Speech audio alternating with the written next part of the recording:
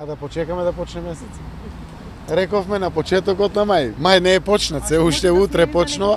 Верувајте, суштини се во разговори. Може на крајот да се случи повеќе ресори да се менуваат, повеќе директори, може да се случи никој да не се менува.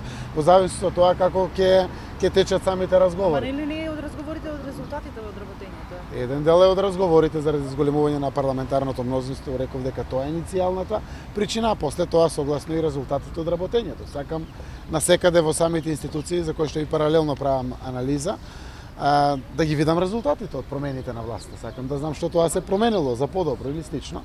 Тоа се важните критериуми, така да верувајте, штом ќе имам било што ново, јас ќе го споделам тоа со јавност. Викендов разговаравте со не е во ред да ги споделувам информациите јавно, односно јавно да преговарам преку медиумите. Сакам да успее овој процес, онака колку што постои подготвеност од двете страни за преговори, односно помалите опозициони партии со кои што преговарам и нашата владеачка страна, а истовремено за деталите, за причините, за одредените промени кои што ќе се случат во извршната власт, ќе информирам детално јавност. Викендов само да кажете дали. Еве, течат во континуитет разговорите во владината коалиција. Течат во континуитет разговорите. Со кои ресори сте вие досега незадоволни?